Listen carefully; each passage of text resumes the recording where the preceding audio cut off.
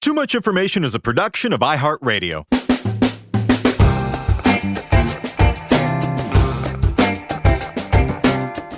Hello, everyone, and welcome to Too Much Information, the show that brings you the secret histories and little-known facts behind your favorite movies, music, TV shows, and more. We are your Dread Pirate Roberts of details, your six-fingered men of minutia, your inconceivables of inanity, your very own personal ROUSs, recounters of unusual stories. My name is Jordan Runtagh. And I'm Alex Heigl. And you killed our fathers. Prepare to die. Sorry, I had to. Yeah. Kind of worked. Yeah. Well, folks, today, if you haven't figured it out, we are talking about The Princess Bride. Truly, I'd have to say one of the most beloved films of our lifetime. Yeah. You know, I mean, it's an overused cliche to say a movie has something for everyone, but this one truly does. It's thrilling but lighthearted. Funny, but I've also shed a tear. It goes down easy when you're a kid. There's more than enough meat for adults. There's romance, adventure, fantasy. There's swashbuckling, whatever that is. I said that like it was a Jewish meal. Yeah, swashbuckling. There we go. And then there's also the guy who played Columbo. There's the kid who played Kevin Arnold in The Wonder Years. There's Robin Wright. There's Wallace Shawn. There's Billy Crystal. There's Andre the Freaking Giant. All written by the guy who wrote Butch Cassidy and the Sundance Kid and directed by Meathead from All in the Family. Mm-hmm. Where else, I ask you, are you going to get that kind of lineup? Nowhere in the damn world, that's for sure. I have nothing especially intelligent to say about this movie. Nope. I remember enjoying it as a kid, and my memories of it remain pure. And honestly, that's kind of the highest compliment I can pay a piece of pop culture. Yep. Heigl, what do you think? Just a great film. Just a great, solid. If you like, No if you don't, it's the Ricky Bobby. If you don't chew Big Red, you. If you don't like The Princess Bride, you. Yeah, I don't know Yes, I don't know. fair. I don't know how empty or dead inside you'd have to be to not enjoy this film. I mean, it's I guess more than me apparently, and I'm pretty dry. I'm pretty dried up. Yeah, it hits on every level. It's well written by one of the greatest to ever to do it. Nobody's going Daniel Day-Lewis, but everybody's likable and charming and well cast, and pacing's great. It's not doing like especially dizzying or virtuosic camera work, but it's also not like inert or flat. It's got production design that's good but doesn't distract. Good practical effects. Yeah, it moves along at a good clip, and yeah, man, no notes. I if anything, when I balked a little when you pitched it, is just because I like when BuzzFeed started to reach critical mass in like 2013, 2014, I just started blanching every time I would see this come up in their like quiz and like listicle and GIF roundup, endless gray slurry of content that they were serving and still do. But yeah, I mean, that's just because it's a great movie. Because it's so damn good. Yeah. I love movies that make fun of a genre while also being wildly successful at that genre. Yes. I think Shaun of the Dead is another one of those. Like, it makes fun of horror movies, but it's genuinely scary at points. What We Do in the Shadows. Yes. Yeah. The Princess Bride is a traditional classic love story told in the classic tradition of fairy tale storytelling, yet it also makes fun of all that. And it reminds me of Shrek also, in the fact that it's this very self-aware, self-effacing fantasy. And Mandy Patinkin, who played the immortal Inigo Montoya, had a great line when describing a piece of directorial advice from the movie's auteur, Rob Reiner. He said that Rob told him, "What I really want the actors to do in this movie is act as though they're holding their poker cards in their hand, but they're just hiding one card." And according to Mandy, this one card was the twinkle in our eye. The one card was the fun we knew was underneath everything we were saying. There was always a little secret, and that secret was the fun. I thought that was great. I love that. I think that's a great way to sum up the wink that's being done by every character in this movie, but not in an annoying way. Yeah, nobody's mugging. Yes. Yeah. TikTok star Mandy Patinkin. Oh, is he on TikTok He's now? huge on TikTok, yeah. Just for Really? What's he do? He just bumbles around his house with his wife and like puts in shelving. Like it's just super normcore stuff, but he's beloved. I really, after reading about him for this episode, I really, really like him. I mean, that's the other thing. Everybody in this movie, really with no exceptions, I think, is so insanely likable. Yeah. Like both as their character and the actor themselves. Yeah. Yeah, I mean, yeah, no one's canceled yet. I mean, Who comes the closest? Wallace Shawn?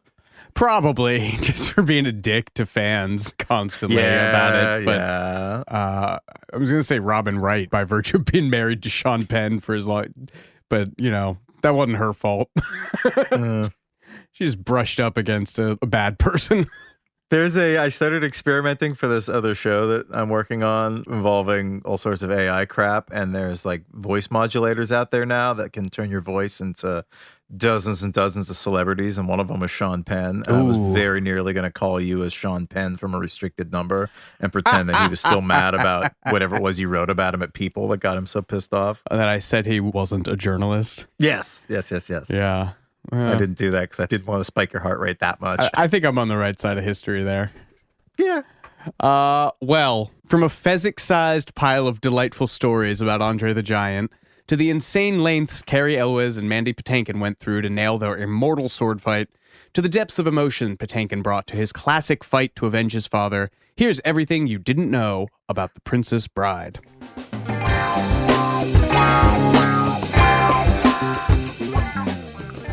Whenever you say pile and like describe it by size, you're really only ever talking about one thing, I feel like. You know, we get into the scatological a little bit later on. A little teaser for that weird corner of our fan base. Keep your ears out, fans.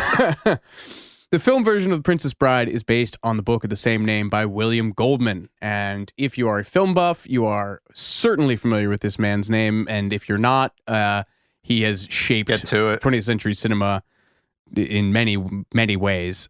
He's better known as a screenwriter than a novelist, but he's won Oscars for Butch Cassidy and The Sundance Kid, All the President's Men. Plus, he wrote Marathon Man, The Stepford Wives. He wrote the adaptation of Stephen King's Misery. He is rumored to have ghostwritten Good Will Hunting, though he denies that. What do you think? Do you think there's any truth to that? He might have done a punch. He might have done a pass. Ghostwritten is strong. The dialogue is very assured from first-time screenwriters who have not been known for their crackling, assured dialogue since. Have you read his book on screenwriting? He also wrote a literal book on screenwriting. Which lie did I tell? Well, that's his memoir, right? Or doesn't he have like a how-to? Oh, you're right. Yeah, that was in screenwriting classes. They had us read like every book he'd ever written that wasn't fiction. I actually didn't realize he wrote novels until very, very recently. But yeah, they had us read a lot of his just books about writing and then just stories from the screenwriting trade. He wrote the book that the Burt Reynolds movie Heat was based on. So it'd be funnier if he wrote Heat, the Michael Mann movie. I know. When I first read that, I was like, wait, what? Yeah. Anyway, this is the guy who wrote the book Princess Bride, which I read actually, I think like after I saw the movie. Our school library had a copy and it became one of my favorite books. I just read it all the time. It's very funny, predictably. The idea came to him one night in the early 70s when he was putting his two young daughters to bed. And as he told Entertainment Weekly in 2011, I had two little daughters. I think they were 7 and 4 at the time. And I said, I'll write you a story. What do you want it to be about? One of them said, a princess. And the other one said, a bride. I said, that'll be the title. The book was published in 1973 and quickly became a favorite.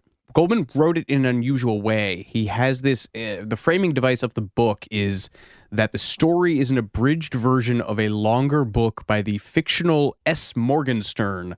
And Goldman adds his own kind of commentary to that tale aside through the book, which gives it a kind of, not just the satirical edge that's present in the movie, but a rather groundbreaking meta-textual interrogation of the very notion of storytelling. I didn't go to NYU, but I can talk like it sometimes. Yeah.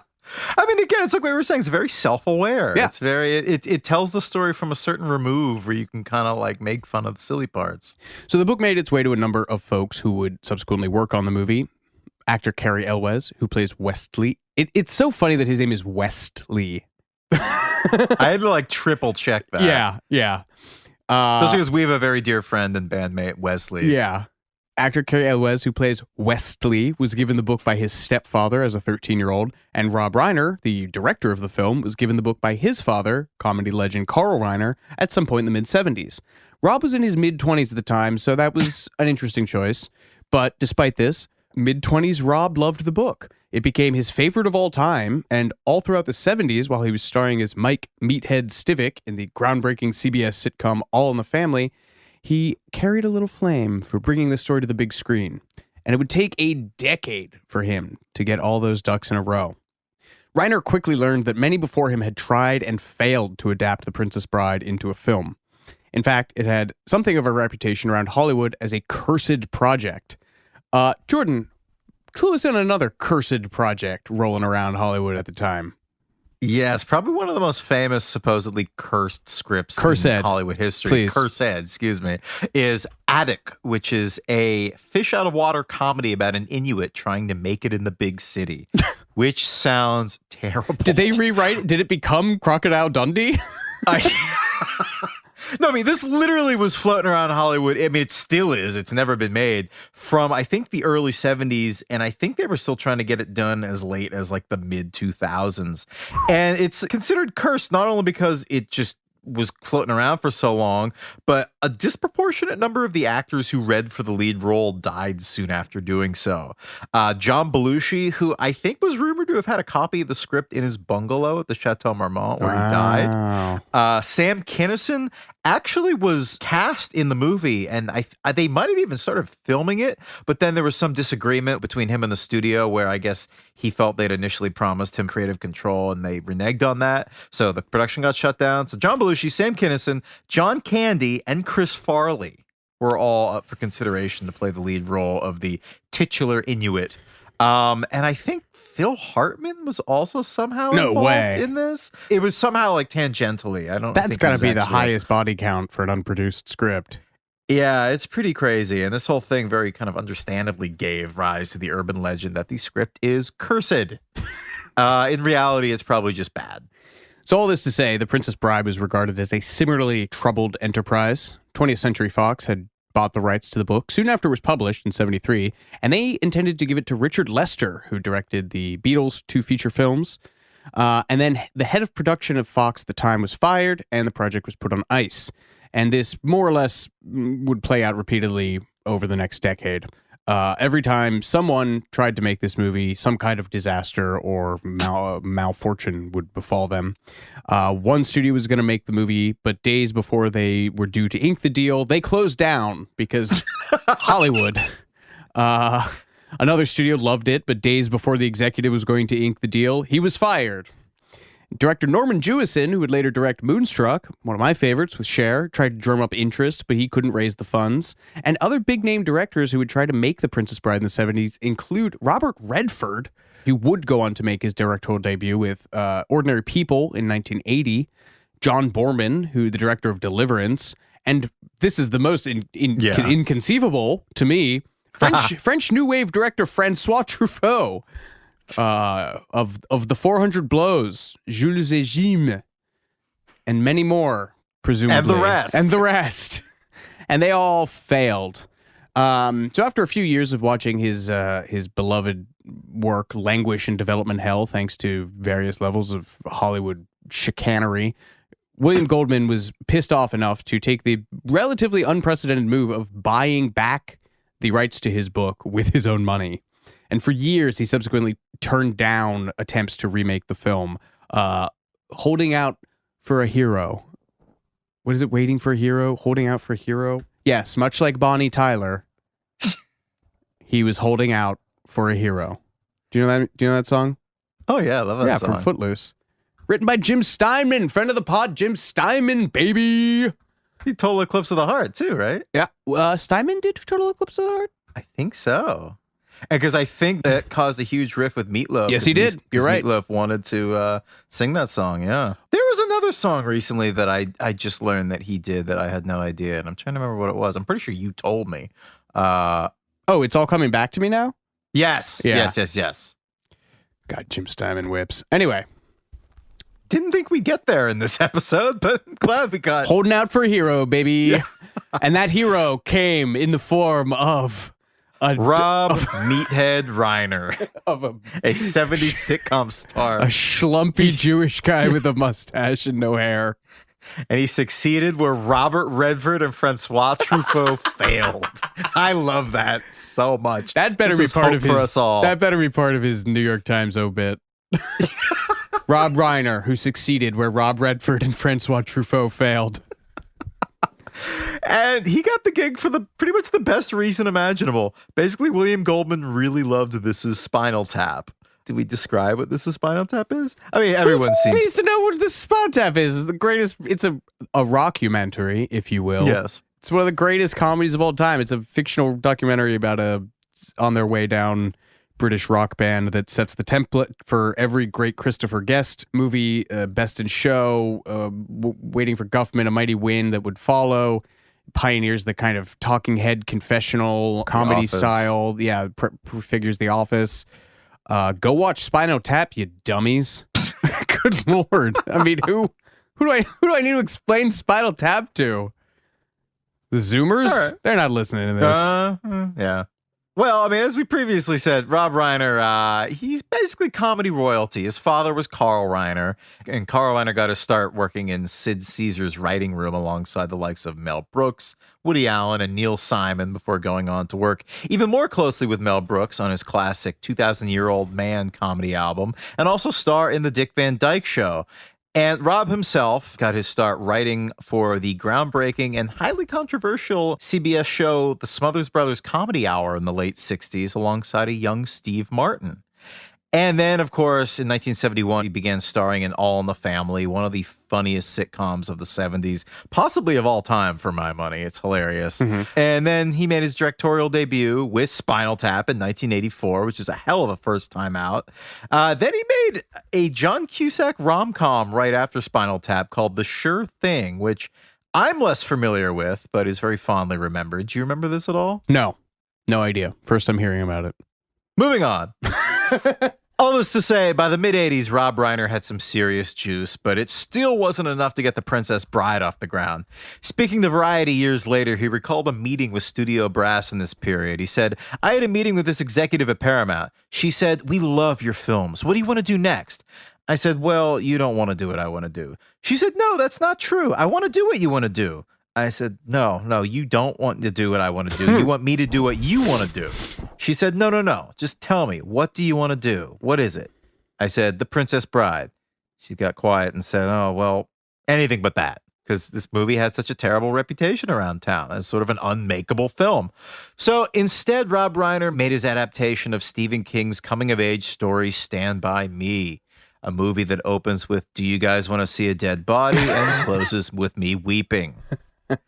We should do that soon. Oh, I mean, just the River Phoenix stories alone. Oh, it's so good.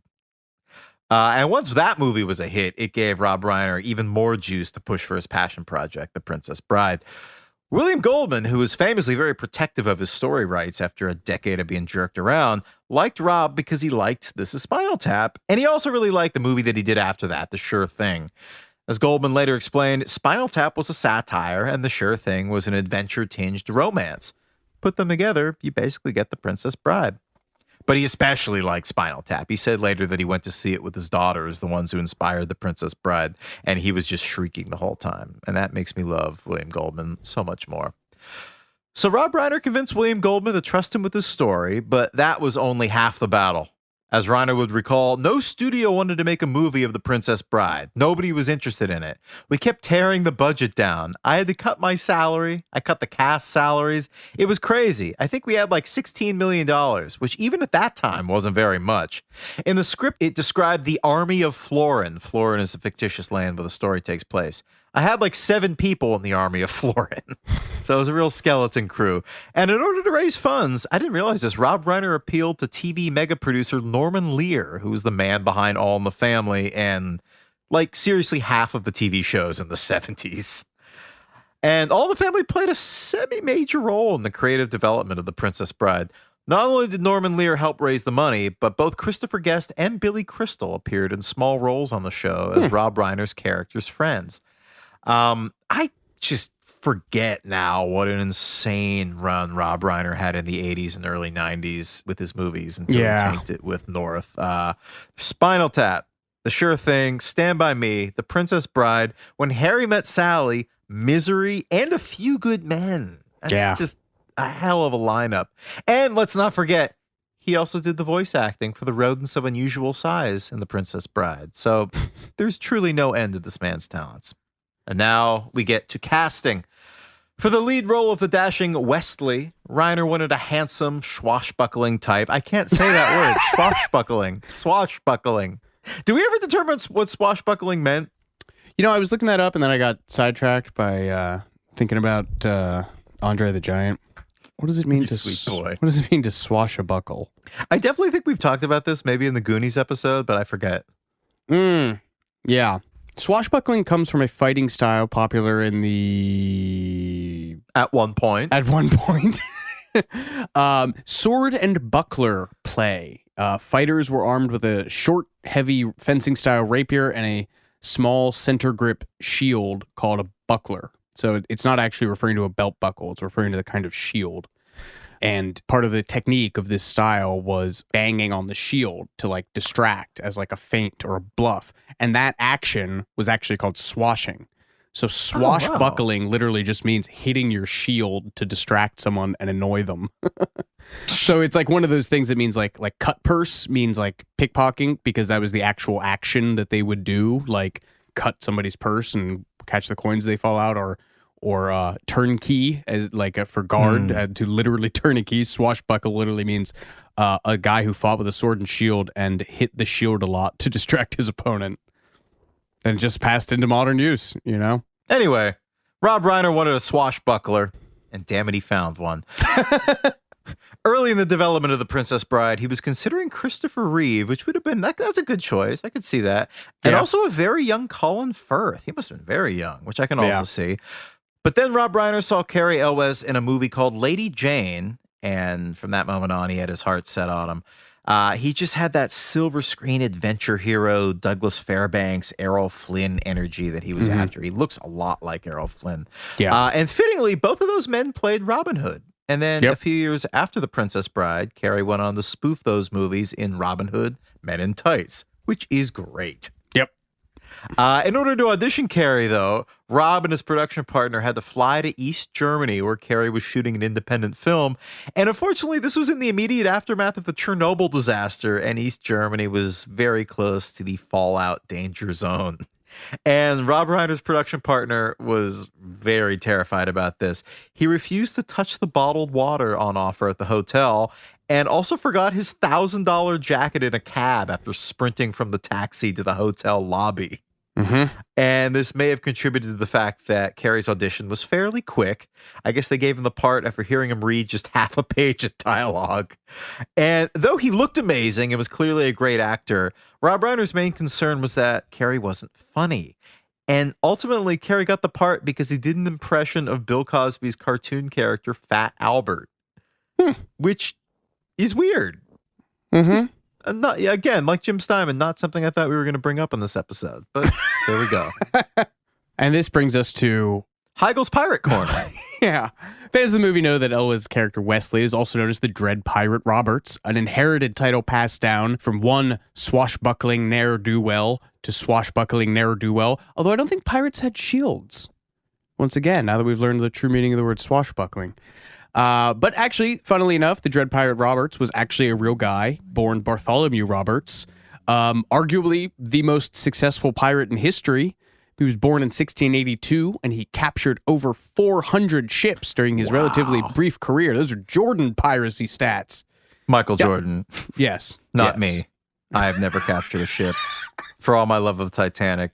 Wait, I just want to crunch the numbers on this, though. He died at age 40. So at what age do you qualify to be a true pirate? 20? 18? You want to say 20 just to keep it? Sure. I feel like I feel like younger, but go nuts.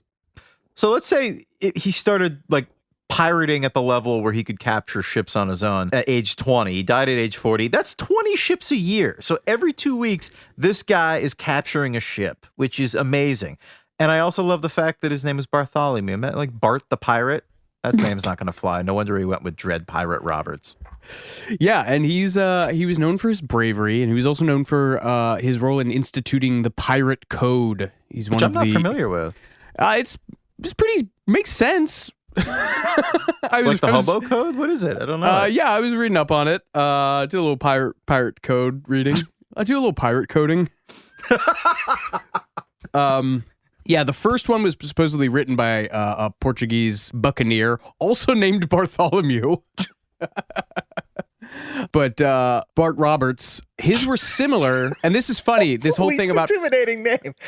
That's like it's Bart Roberts. It's like a town assessor. Yes. Local Lowell, Massachusetts alderman Bart Roberts. He actually got his pirate. This whole thing about oral transmission or transmitting of piracy is hilarious because in the movie, because Roberts got his set of pirate code from his captain, Howell Davis, and then his articles of piracy went on to influence all the pirates under him. So there's like a grain of reality of this. Pirate code. Every man has a vote in affair of the moment, has equal title to fresh provisions, strong liquors, may use them at pleasure. Every man must be called fairly in turn on the board of prizes. No person to cheat at cards or dice. Lights and candles to be put out at 8 o'clock at night. Oh, that's cute. They have quiet hours. Keep your pieces, pistols, and cutlass clean and fit for service. No boy or women allowed. To desert the ship or your quarters in battle is punishable with death. No striking one another on board. Every man's quarrels to be ended on shore. And the musicians have to rest on the Sabbath. That's Article 11. Wow. The rest of it's all about like divvying up booty. I didn't realize it was so codified. Yeah, there's a really interesting book called TAZ, Temporary Autonomous Zone, that's by this anarchist thinker that posits this really interesting theory that some of the most successful implementations of like anarchist society were like pirate islands that were set up. The guy's name is Hakim Bey, because he was arguing that they were like self-governing, self-regulating, and operated independently of any governing structure. Basically, during this era, like they would gather at like unmapped inlets and stuff and create these little, temporary societies. And he argued that those were examples of successfully operating anarchist zones, temporary autonomous zones, by Hakim Bey. That's like what we were talking about in the Chumbawamba episode, because Chumbawamba were anarchists. Punks, and yeah. So anarchists actually, have this reputation in pop culture of being like these lawless people, but they actually very much love laws as long as they're the ones who are who write them and enforce them. What else? Oh yeah, so the Dread Pirate Robert died in a battle with the HMS Swallow off the coast of Western Africa in 1722 when he was struck in the neck. He was shot with a grape shot cannon, and then he bled to death on the deck of his ship. So, womp womp. But even the Royal Navy was shocked that they'd gotten him. This concludes Heigl's Piracy Corner. We need like a trumpet blast or something to punch in there. What's a good piracy thing? Where's my soundboard? I can pull up a pirate noise. Anyway, back to casting. Jordan. Back to casting. Finding the actress to play Buttercup was a bit more of an ordeal for Rob Reiner than finding his Westley. He reportedly auditioned upwards of 500 women for the part. And among those up for consideration were Courtney Cox, Meg Ryan, Uma Thurman, and Whoopi Goldberg. Author William Goldman said he'd been envisioning the character of Buttercup as more of a Carrie Fisher type. But to play what he described in his book as the most beautiful girl in all the land, they went with a 19-year-old Robin Wright, who was very much a newcomer. Though she had a small role in the 1986 Penelope Safaris movie Hollywood Vice Squad, Robin Wright was chiefly known at the time for her work on the soap opera Santa Barbara. She'd auditioned for Rob Reiner's previous movie, The Sure Thing, the rom-com with John Cusack, but she was turned down for just being too young and inexperienced. So when she was called to try out for this new Rob Reiner project, her hopes were not high. She later told the Chicago Tribune, "I know there were about 500 other girls dying to play the part. I had heard that Rob wanted someone who looked like Julie Christie in the film Dr. Zhivago. I didn't quite think I fit the bill." And honestly, Rob Reiner wasn't quite so sure either. Her first audition wasn't very great by all accounts, but then in her second audition, they asked her to read the lines in an English accent. And though Robin Wright was born in Texas, her stepfather was British, and she grew up watching Monty Python and other British comedies, so she had the accent pretty well mastered. And Reiner was very taken with the performance, and that was pretty much that. In a commentary at a recent screening for The Princess Bride, he described finding Robin Wright as, quote, the greatest gift. And he immediately brought her to see William Goldman to get his sign off. And when she arrived at the author's door, the first thing he said was, "Well, that's what I wrote." Just, Oh, she's so pretty. I know. Robert Wright herself downplayed all this somewhat in her retelling of the story. She told Entertainment Weekly, quote, "I was literally the 500th ingenue to read for Rob, and I think he was so exhausted at that point, he was like, oh, God, just hire her." And she also admitted to CNN that she spent the whole shoot trying not to, quote, "be an idiot in front of more established actors." Oh, I don't like how self-effacing she is. But at least she had a good time while making The Princess Bride, due in large part to her co-star, who, it must be said, was a very handsome leading man. God, he's good looking. Yeah. My Robin Wright God. developed a massive crush on her Wesley, Cary Elwes, describing him as, quote, "gorgeous and the blonde Zorro." Yeah. She elaborated to Town and Country magazine in 2014, "Cary was so good looking, I was convinced we were going to be married." And she also added, "I was absolutely smitten with Cary, so obviously that helped our on-screen chemistry. And we really enjoyed one another. We made each other laugh constantly. He was and is still hilariously funny." And the feeling was predictably mutual as far as Cary was concerned. He wrote in his 2014 book, As You Wish, Inconceivable Tales from the Making of the Princess Bride, "It was as if I was looking at a young Grace Kelly. Robin was that beautiful. To be honest, I couldn't concentrate on much of anything after that first encounter with Robin. She was the perfect buttercup in my mind's eye." And this was all very handy for the movie, except for the kissing scenes, during which the two leads conspired to flub their lines repeatedly so they would have to kiss each other over and over again, which is adorable. Yeah, that warms my heart. Yeah. Cary wrote, "I could have gone on shooting that scene all day, as I don't think I wanted the movie to end. It was also a very tender way to end the movie, sealing it with a kiss, so to speak." Everyone in this movie is so damn likable. I love it so much. Yeah, really. Yeah. And that's so pure too. It wasn't even like they weren't even like they had a sordid affair or anything. They were like, we just liked kissing each other. Yeah. I had a crush on him. And though they didn't end up together, they both said that they remained close. And I think that is beautiful. And now we move on to my favorite member of the cast, Mandy Patinkin as Inigo Montoya. Inigo Montoya. Yeah. Inigo Montoya. Easily the most quotable character of the movie. Yeah, do it for me. Inigo Montoya. Oh, no, I'm not doing that line. Oh, no, you don't get that. You just did a third of it. No. Okay. No. Well, Rob Reiner was nicer to him than you are being to me right now. He let Mandy Patinkin pick any character he wanted in the script, or at least that's what Mandy said. And Mandy felt drawn to Inigo.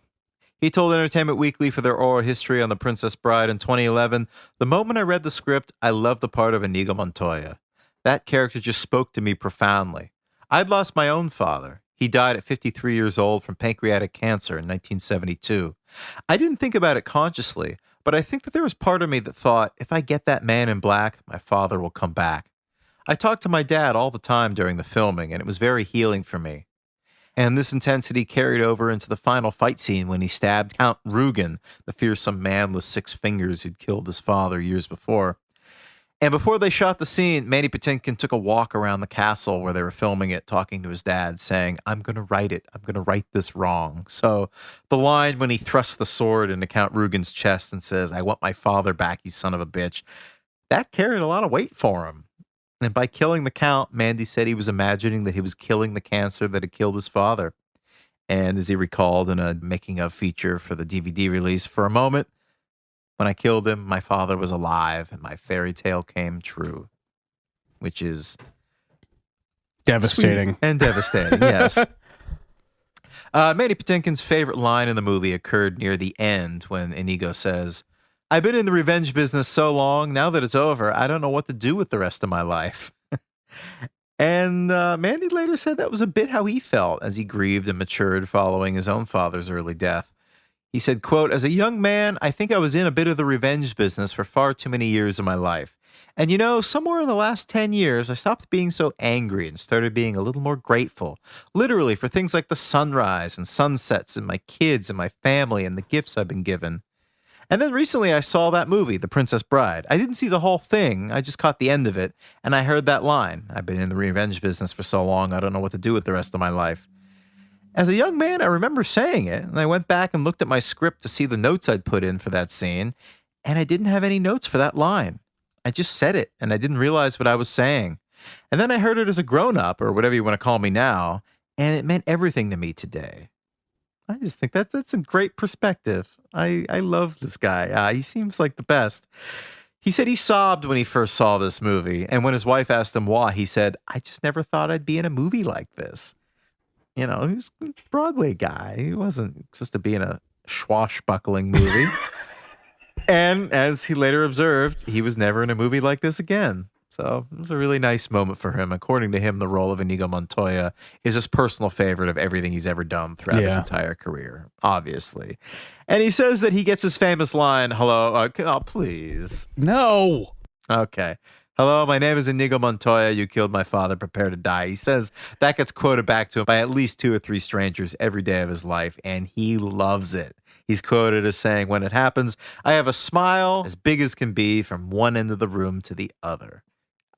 This man warms my heart. I want to give Mandy Patinkin a hug. You should see him. My mom saw him live and said he like leads the whole crowd in a rendition of that song and like tells a variation of this story like as his live thing.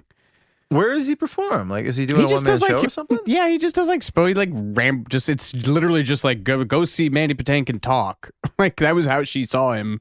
It was like he like came to Pennsylvania and was just like just like talked about being on Broadway, talked about that. What the fuck was he in Homeland? Talked about Homeland. Right, yeah. Talked about Princess Bride, and then he led the whole crowd in that line. Oh, that's sweet. Yeah. Wallace Shawn, meanwhile, is not quite as generous to his fans. I mean, I'm sure he's fine in person. He gave some quote, and I think it was in an AV Club interview where he talks about how people say inconceivable to him all the time. And he said something bitchy about like, oh yeah, people think that the first person who's ever done that to me. Yeah. The man has anxieties. Don't we all? We're going to take a quick break, but we'll be right back with more Too Much Information in just a moment.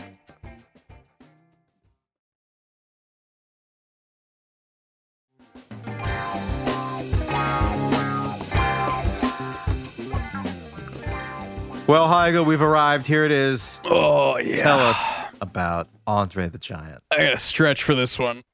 I don't know if you folks know this about me, but I love Andre the Giant. I think he's such a fascinating guy. Yeah. All his stories are amazing. He's truly, as he was billed, the ninth wonder of the world. Is that what they call him? Yeah, that's part of his ring introduction in wrestling. William Goldman had Andre the Giant in mind when he wrote the part of Fezzik. He used to go to Madison Square Garden to watch Andre during his WWF heyday. Casting director Jane Jenkins told Vice in 2017, I asked during a meeting, so this giant guy, what are we talking here? How big? And they told me, like Andre the Giant. And she didn't know who that was. So her partner was like, oh, he's literally the biggest wrestler that there is. And she called World Wrestling Federation to explain that they were interested in casting him for a movie, gave him the dates that they'd be shooting. And unfortunately, their shooting schedule coincided with a wrestling match that he was due to wrestle in Tokyo, for which he would be paid $5 million. And they asked, will you pay him $5 million to be in the movie? And Jenkins said, I don't think so. That's like half the budget of this movie. So they pivoted. They considered people like Liam Neeson, which is hilarious because he's tall, but not like giant tall. He's like wiry. Yeah. They probably would have put him in prosthetics. Sure enough, Rob Reiner was like, he's too short. So they started going to the world of professional sports. They found a couple of football players that they brought in. Jenkins said, I proceeded to meet every tall person in LA and say, if you didn't duck in to come through my doorway, you're too short. At one point, they offered the role to Kareem Abdul-Jabbar, who had previously done some acting in Airplane.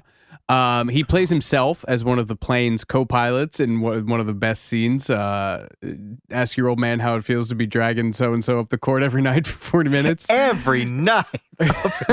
which is itself a riff on NFL star Elroy Hirsch's casting in 0 Hour, the disaster movie that Airplane was spoofing. So Kareem had experience in the field, and he was interested in the role, but he had to turn it down because shooting conflicted with his NBA schedule. Lou Ferrigno, then known for playing the Incredible Hulk on TV, was floated, as was Arnold Schwarzenegger early on. Arnold Schwarzenbuckler. Arnold Schwarzenbuckler. I just keep riffing. But by the time no the bad movie... ideas, a brainstorm. Yeah, come on, baby. But by the time the movie actually got made, Schwarzenegger was too expensive because he would have gone from the weirdo in Pumping Iron to the Terminator and Conan in short order. And Schwarzenegger's also not as tall as everyone thinks he is. There's that amazing photo of him on the set of, I think, the second Conan, when he's standing between Wilt Chamberlain and Grace Jones and one of his stunt doubles, and they're like lifting him off the ground like he's a child. Arnold is billed as being 6'2", but people have said that he actually is closer to 5'10", which is adorable. Another big tall guy, Dutch actor Karel Struiken, who would go on to play Lurch in Addams Family, was also considered, but he was committed to filming The Witches of Eastwick at the time. I don't remember what he played in The Witches of Eastwick.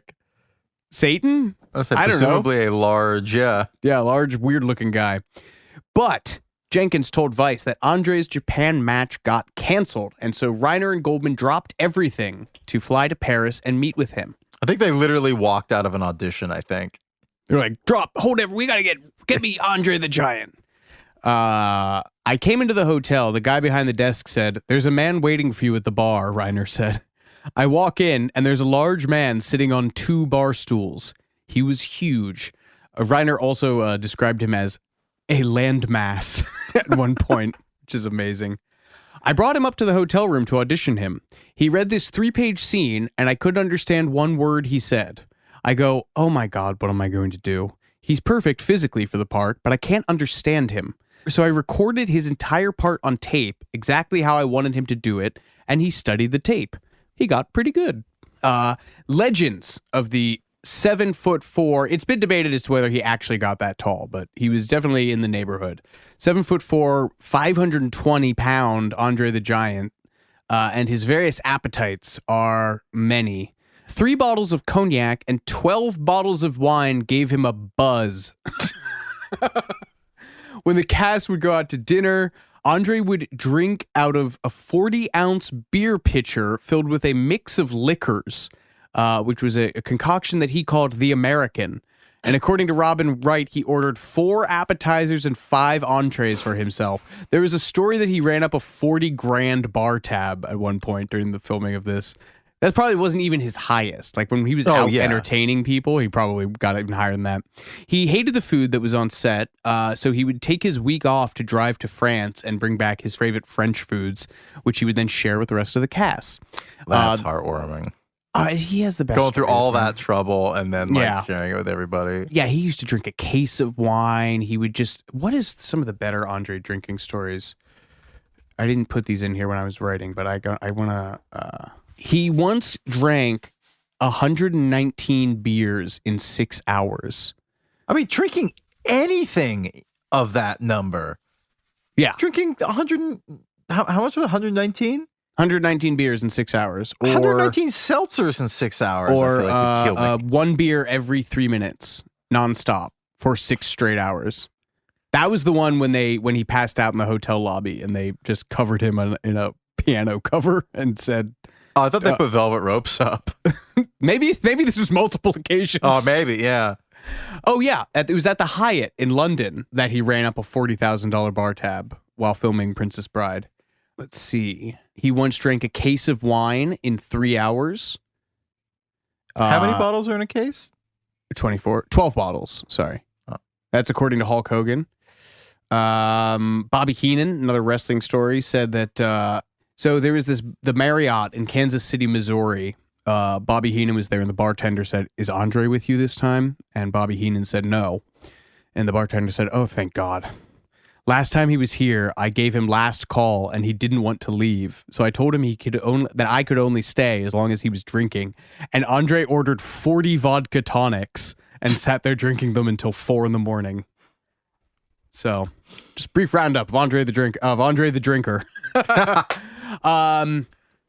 He would go bar hopping with Cary Elwes in New York, and they were politely, you say, tailed by an off-duty cop who had been hired by production to keep an eye on Andre in case he fell over and hurt someone, which had already happened.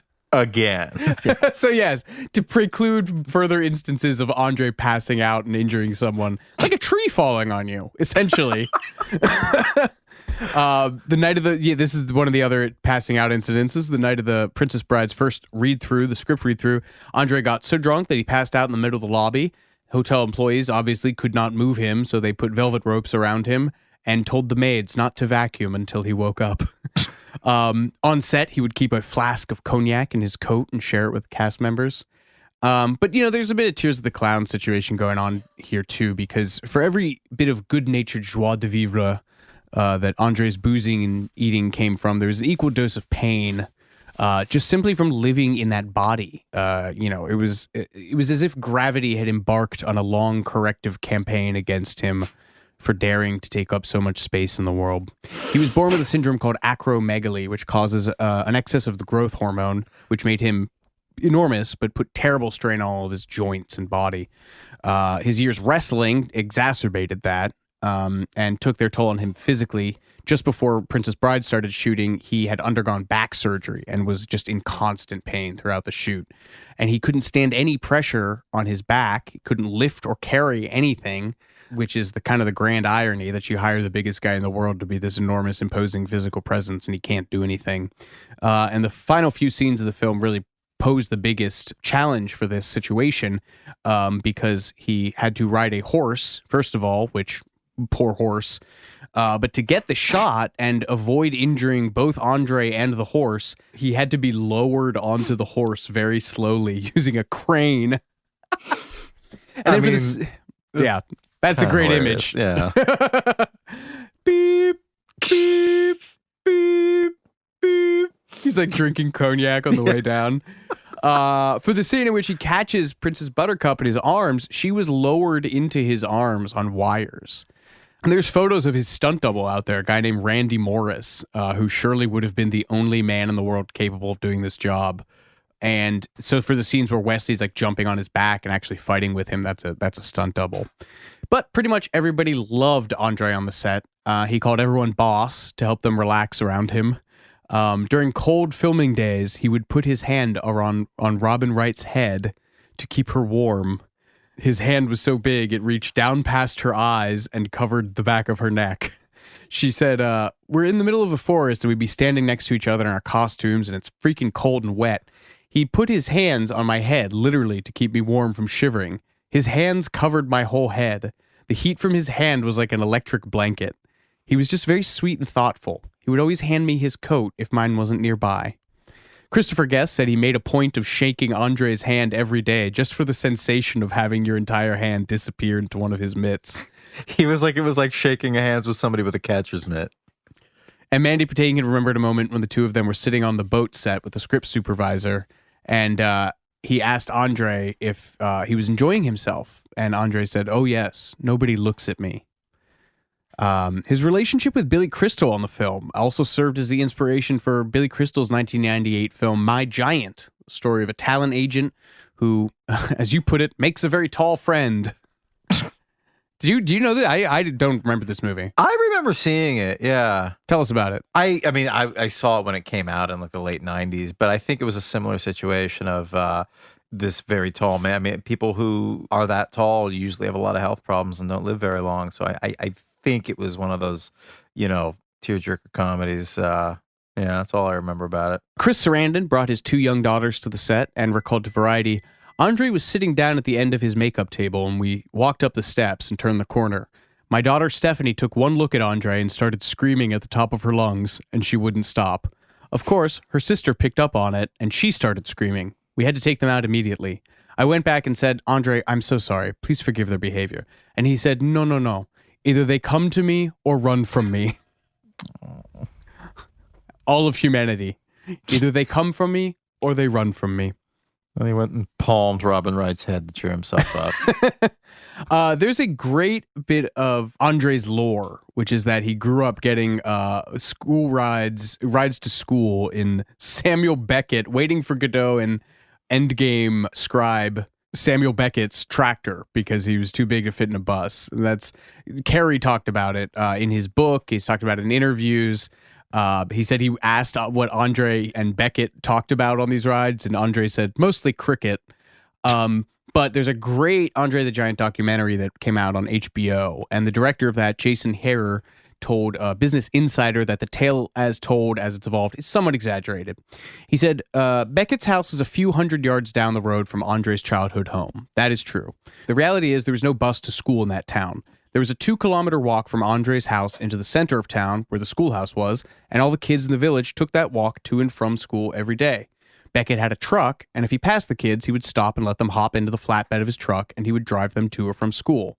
But it wasn't singular to Andre, and he had no special relationship with Andre any more than he did with any other child in that area.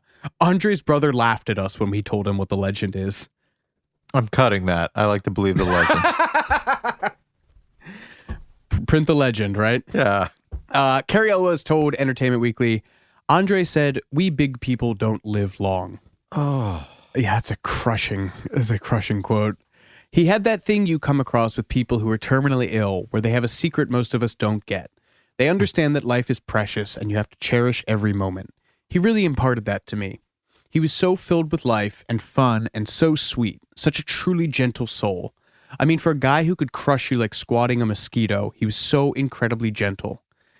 Andre was born Andre René Roussimoff in 1946 at the foot of the French Alps in a town called Grenoble, and he was just the sweetest boy.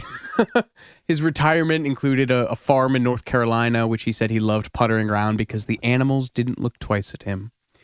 In his more candid moments with people, he'd talk about how tough it was for him, how they build things and accommodate people with disabilities like blindness and walking disabilities. They build wheelchair ramps, but they don't, not for people his size. You know, he was forced to buy extra airplane seats. Nothing fit him. Hotel beds didn't fit him. He was notoriously proud of his work on Princess Bride and insisted on watching it over and over again with his fellow wrestlers in the years after it came out. And Andre died in 1993. He had traveled in terrible pain from North Carolina to France for his father's funeral.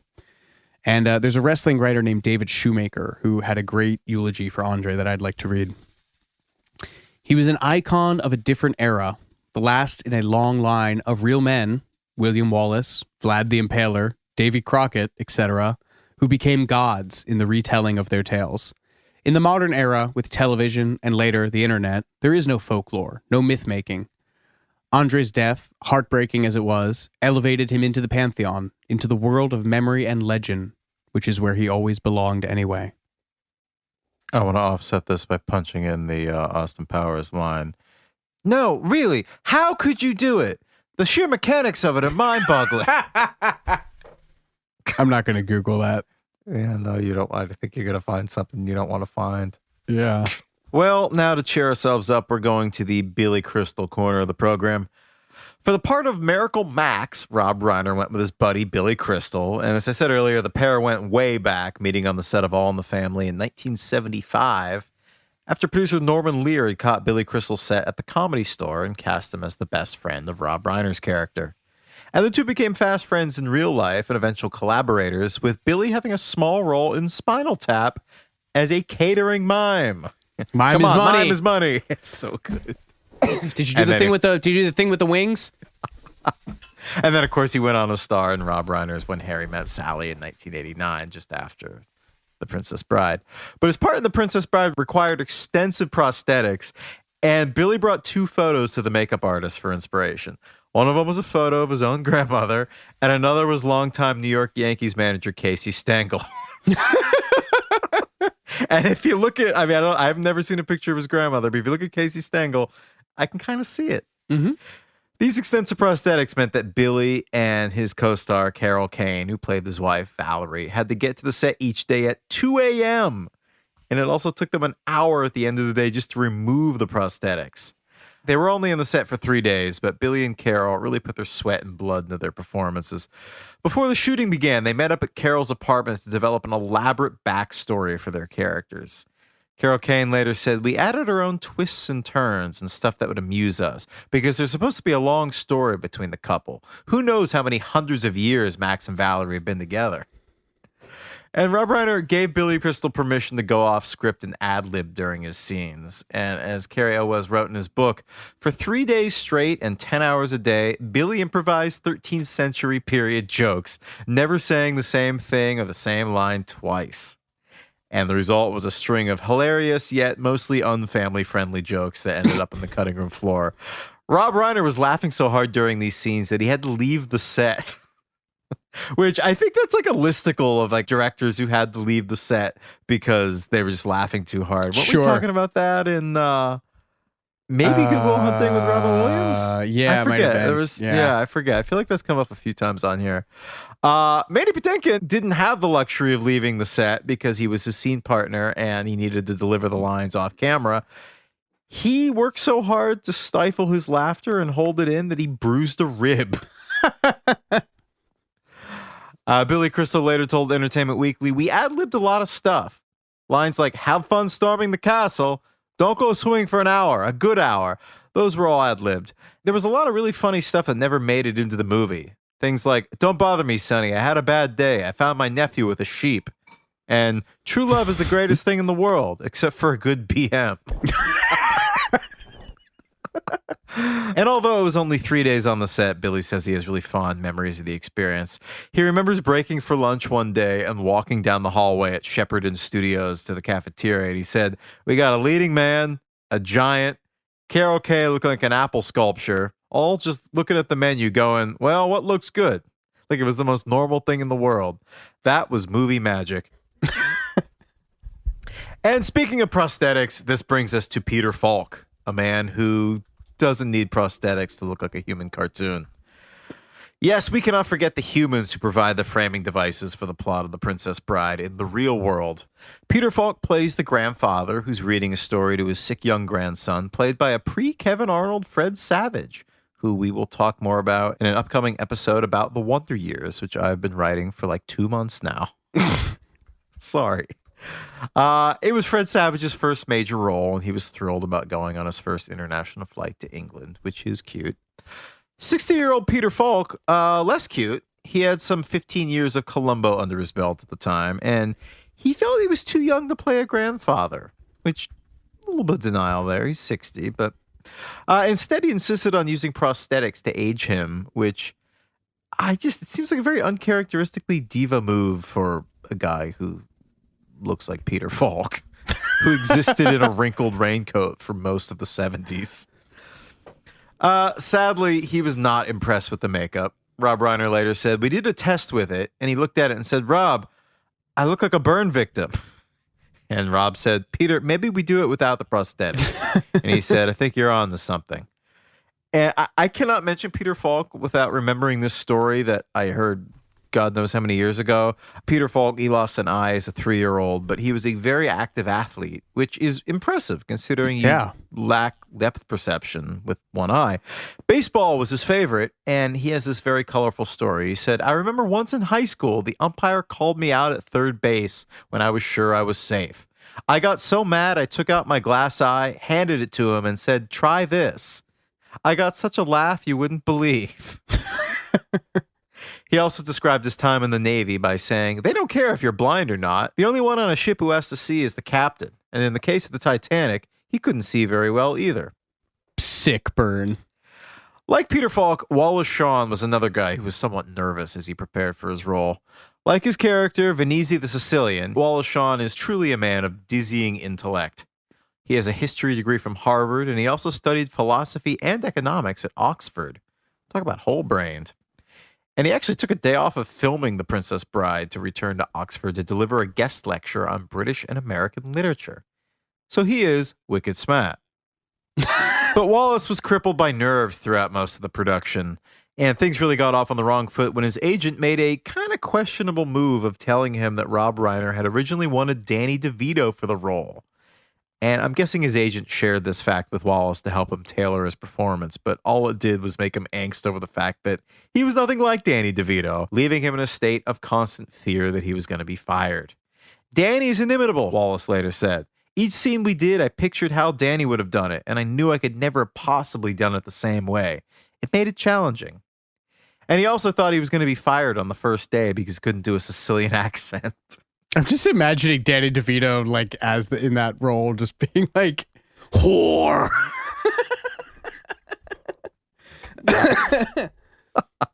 As Rob Reiner would later very correctly observe, Wally Shawn is probably the furthest thing from a Sicilian, which is true. Mm-hmm. And eventually, just to calm his nerves, Rob Reiner told him, "We want the Sicilian to sound just like you, Wally." But Wally Shawn really struggled with this part because he didn't really understand the humor of the movie as they were making it. So Rob Reiner resorted to giving him line readings, which directors are very loath to do, for him to imitate. And Wallace, with classic kind of geekish understatement, later told the AV Club, "I must have done it adequately, as people compliment me on it on a daily basis." I think he's a nice man, but he just hasn't... Just nuclear grade neurotic. Yeah. He also has, I think, my favorite line in the movie, "Inconceivable." You have to do it with the lisp. Inconceivable. Because he has the lisp, right? Right, you're right. Yeah. You're right. Yeah. I mean, I think my favorite line in the movie is actually Mandy Patinkin saying, "You keep using that word. I don't think it means what you think it means." Yeah. But Vinizzi the Sicilian says that line 5 times in the movie, making it second only to "As You Wish," which is said 7 times as the movie's most frequently reoccurring catchphrase. But Wallace Shawn wasn't just scared about his performance. He was, like all of us, scared of dying. The scene where he, Mandy Patinkin, and Robin Wright's character are hauled up the cliffs of insanity by Andre the Giant's character, Fezzik, he was absolutely petrified due to his crippling fear of heights. All he had to do was sit on a bike seat and hold onto the rope and get pulled up these cliffs on a winch, but he was absolutely petrified. And then that was further compounded by the fact that he was worried about how his fear was affecting his performance. And this poor guy, he was near tears, saying, "I'm worried I'm going to ruin the film. I have no ability to do this." And eventually, in yet another Andre the Giant is the best story, Andre sussed out that this guy was having a problem, and he went over and asked Wallace why he was so upset. And Wallace told him, and Andre replied by patting him on the head like a child and saying, "Don't worry, I'll take care of you." And from that moment on, Wallace was fine, did the take, and everything was great. I think my favorite line from this movie is "Life is pain, Highness. Anyone who says differently is selling something." Selling something, yeah. And we'll never survive. Nonsense. You're only saying that because no one ever has. God, the writing in this is so witty. It's so good. Another person who was very nervous during the production was the man responsible for these lines, William Goldman. Despite all the blockbusters he'd written, 2 of which had won him an Oscar by this point, he loved The Princess Bride most of all, and after 15 years of confronting every disaster possible while trying to get his passion project made, he was a little skittish now that they were finally shooting it. To assuage any fears, Rob Reiner invited him onto the set, which Goldman historically didn't like to do, saying, "If you're a screenwriter, it's boring." But he broke his own rule in this case, visiting the set of The Princess Bride on the first day of shooting, where he promptly had a meltdown. Not long into the shoot, the sound engineers noticed a weird noise in the background of the audio tapes. They described it as sounding like some strange incantation. The sound was William Goldman chanting prayers to God the whole time, hoping the movie shoot would go okay. And Rob Reiner went over and gave this guy a hug, trying to get him to calm down, but William Goldman did not calm down. A short time later that same day, Robin Wright's character has her red dress catch on fire. And the high-strung William Goldman apparently forgot that he had written this into the script himself and assumed that a major on-set disaster had just occurred. And he panicked, ruining the take by screaming, "Oh my God, her dress is on fire! She's on fire!" And he later backtracked, insisting that he was mostly just horrified that they were doing fire stuff on the first day. He was like, "Rob, you're setting fire to Robin on the first day. What are you, nuts? It's not like you could replace her." Another excellent line setting off, "You seem a decent fellow. I hate to kill you. You seem a decent fellow. I hate to die." Thus begins one of the best sword fights in cinematic history. It's not Crouching Tiger, Hidden Dragon level stuff, but it has quite the pedigree. Yeah. It's referred to in the book and the movie as the greatest sword fight in modern times.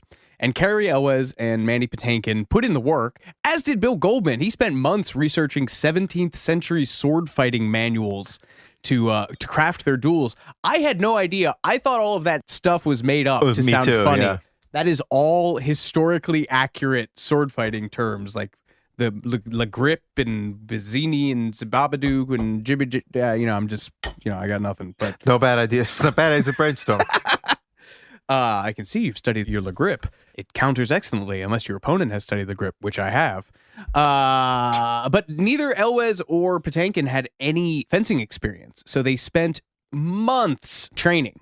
Patinkin recalled in Elwes' book, "I knew my job was to become the world's greatest sword fighter. I trained for about 2 months in New York, and then we went to London, and Cary and I trained every day that we weren't shooting for 4 months. There were no stuntmen involved in any of the sword fights, except for one flip in the air. So, as he mentioned, before filming, they trained for 8 to 10 hours a day for 2.5 weeks with a pretty legendary duo of stuntmen. Peter Diamond has over 1,000 credits in the industry as a stuntman, coordinator, or choreographer, including on various Star Wars, Raiders of the Lost Ark, From Russia with Love, and Doctor Who going back to the 70s. But Olympic fencer Bob Anderson is the real deal here. He is behind the sword fights in Highlander, Star Wars, Lord of the Rings, The Mask of Zorro, many, many more, as well as stunt doubling for Darth Vader in the Empire Strikes Back and Return of the Jedi. And he coached Errol Flynn and Burt Lancaster. What more of a Hollywood sword fighting pedigree do you want? Wow. So, and this is funny, unbeknownst to Cary Elwes, Mandy Patinkin had started his lessons 2 months prior, so he came in with a leg up. And then these guys came to set. So even after all of this pre-shooting training, they would still, anytime they were just any free time in between their shots, Diamond and Anderson would collar them and be like, "All right, guys, time to work on the sword stuff." And this was one of the last scenes shot at the end of the 4-month shoot to give them the maximum amount of time to work on it and perfect it. And it took a week to film. Funnily enough, even though this is insane, both Cary Elwes and Mandy Patinkin learned to fence with their left and right hands, like their characters did, but the scene where they switch hands was actually shot on mirrored sets, so that the image could then be flipped, which would create the illusion. So even though they went through the effort of learning how to do it, they used movie trickery to fake it. But as they started filming this, Reiner was like, this scene's too short. Anderson, Diamond, add some stuff. So they did. And they wrote extra dialogue. They wrote extra quipping back and forth. But they added extra stuff to get it up to the runtime. And then there was one last thing that had to be changed. Elwes told the Huffington Post in 2014, there's a bit of one of the sequences that wasn't working for the camera. And Rob said, "We can't see it. You guys have it faced the wrong way." Mandy said to Bob Anderson, "We've got to change it." And Bob said, "We can't. We're shooting it." Rob said, "You've got 20 minutes. If you can fix it, great. If you can't, we're moving on." And in 20 minutes, we actually got it and did it. It was nice to remember that we could actually come up with something on the spur of the moment and fix it. Iconic. That's terrifying. What a great scene. Oh, it's incredible. I mean, it truly is one of the best sword fights in cinema history. It stands alongside all the Errol Flynn, Douglas Fairbanks stuff. Truly two of the best swashbucklers. It's great. It's a great scene too, because it's not just like the choreography is great, camera work's great and everything, but it's a fight scene that tells a story. And the pacing of the dialogue and the sort of slowly dawning that Westley is like a much better swordsman than Inigo. Like it all comes, it's so perfectly paced. It's a little, this is why people study William Goldman, man. It's just like a little microcosm of like how to tell a story with an action scene, you know? If there's one thing to take away from just all the dedication that these actors put into the sword fighting, is that they were not afraid of taking on risky stunts. And this sometimes went well for the cast, sometimes it didn't go well. The scene where Westley has to jump into the quicksand to follow Buttercup is a prime example. The direction originally called for him to jump in feet first, but Cary Elwes felt that this didn't look heroic enough. So instead, he opted to dive into the quicksand head first. But this was a bit nerve-wracking because the quicksand effect was accomplished through the use of a trap door hidden beneath the sand. And if the trap door wasn't opened at exactly the right instant, Carey risked breaking his neck. Thankfully, they nailed the shot in a single take, but it soon became clear that the film's leading man was a little accident-prone. For weeks on the set, he nursed a broken toe, which makes so many of those action scenes all the more impressive. Like during that sword fight scene, he had a broken toe. And this toe, it was not a result of a stunt gone wrong or anything particularly heroic. It was the result of a joyride on Andre the Giant's ATV. As you previously mentioned, Andre's size meant that he was in constant physical pain and needed some help getting around. And given the fact that he was too big to fit in the van with the rest of the cast, he was given an ATV to drive himself around the hills where they were shooting exteriors. And one day, about 6 weeks into the production, Andre encouraged Carey to give it a try.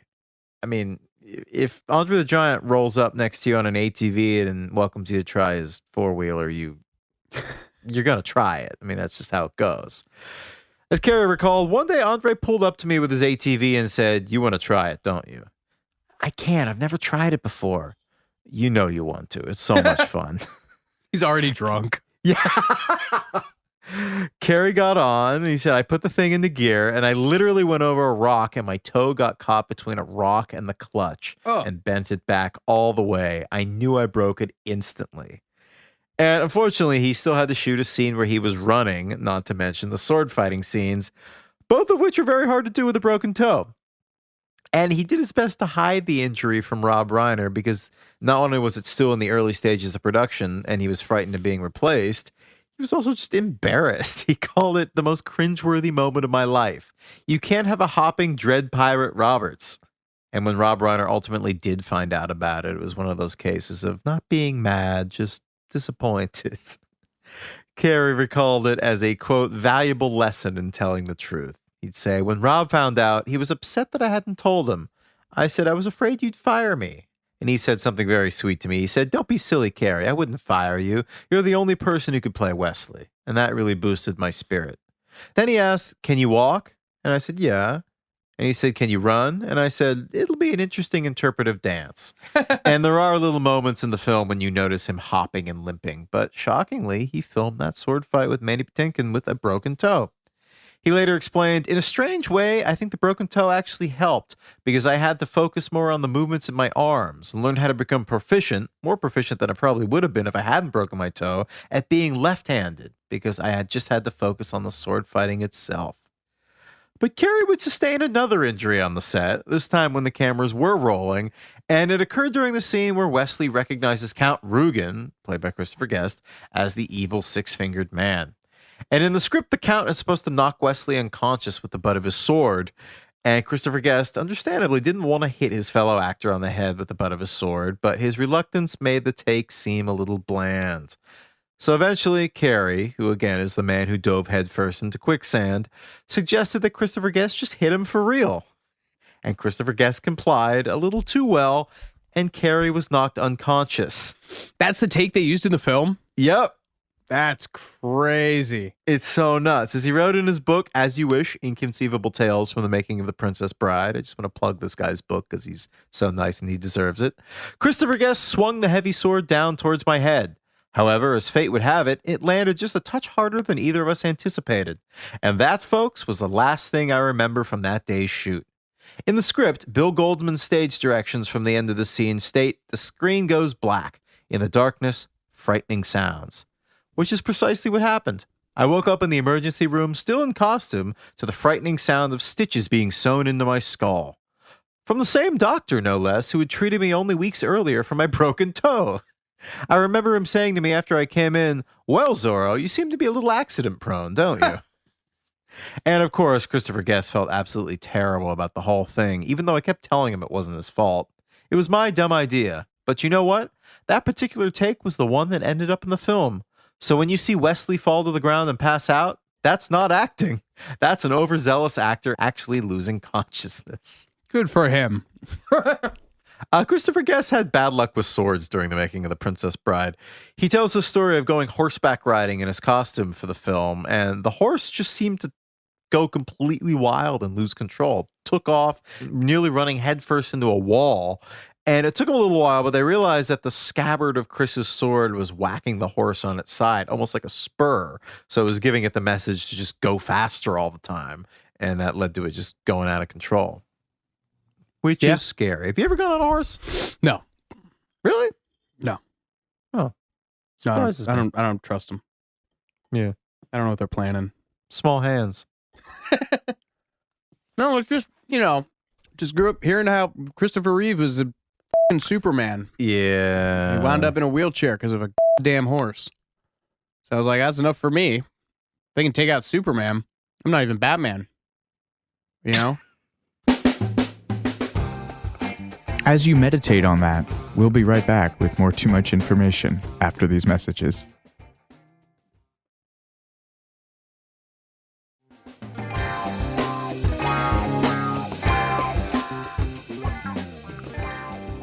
Well, while we're on the topic of pain,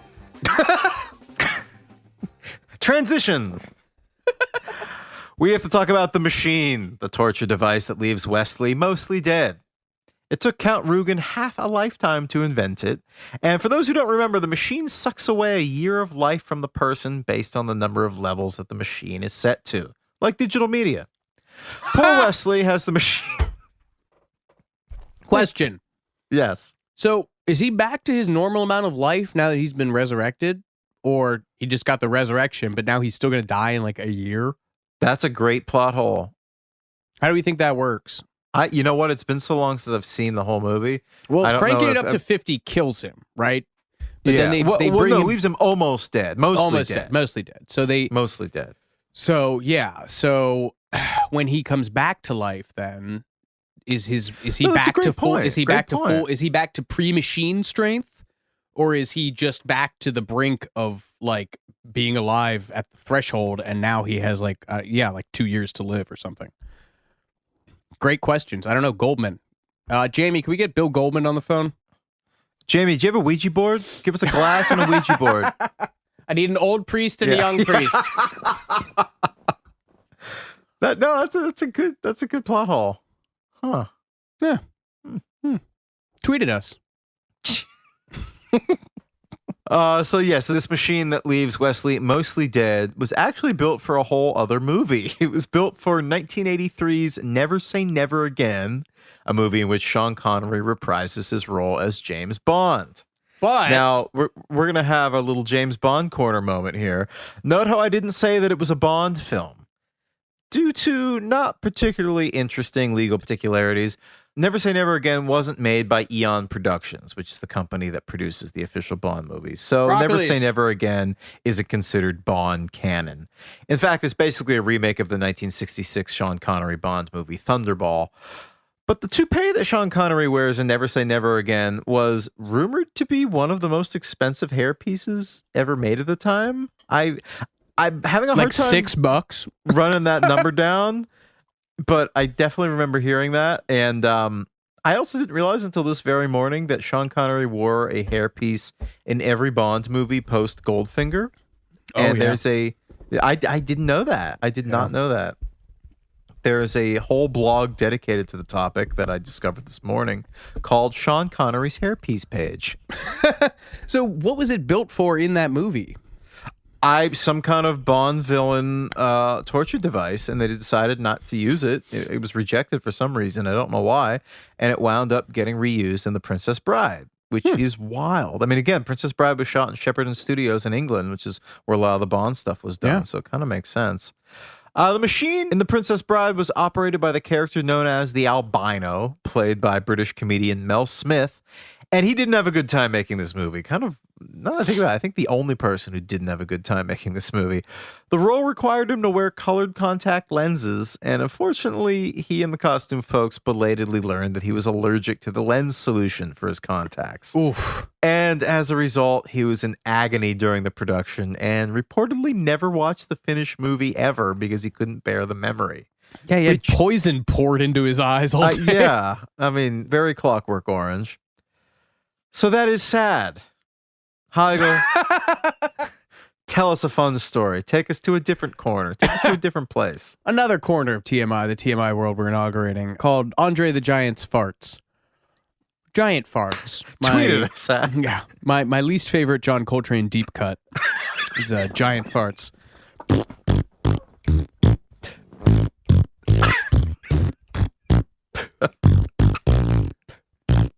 Oh, this bit is terrible. I can't believe you got me to fart giant steps just now. That's the I don't know if that's the highest lowbrow joke or the lowest highbrow reference joke. we've had on there. Can you play giant farts in all 12 keys? Did you go to Berkeley? Anyway, yes. We're going to talk about, for this fart corner, we're going to talk about the time Andre the Giant farted on the set of Princess Bride. A momentous occasion. Once lost to the mists of history and thankfully resurfaced by the good folks over at Vulture. It was his first day of filming with Cary Elwes, and Elwes described the incident, which he titled "A Mighty Wind." That's good. That's very good. Funny. Yeah. Andre, I should start by saying he was a gentle giant, the sweetest guy. And one day, the first scene we had together, Rob Reiner said, "Okay, roll cameras, action." And I think my first words were, "I'll fight you both together. I'll take you both apart." But as I was saying this, an enormous, monumental fart starts to emit from Andre. It literally lasted 18 seconds. And he just sat there with a grin on his face. And I don't know if he was grinning out of relief or grinning at the humor of it, knowing that this was going to take a while. Literally everything shook, and I just lost it. I couldn't believe it. As I started laughing, Andre started laughing.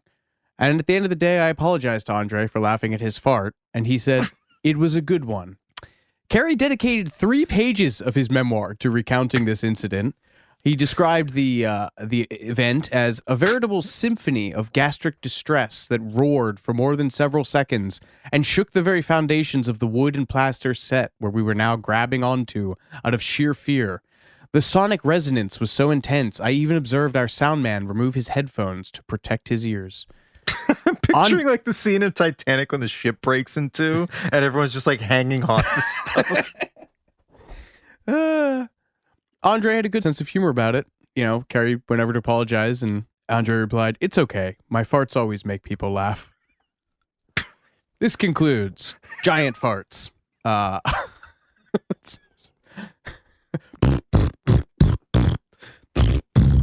I could fart John Coltrane's iconic solo, The Giant Steps.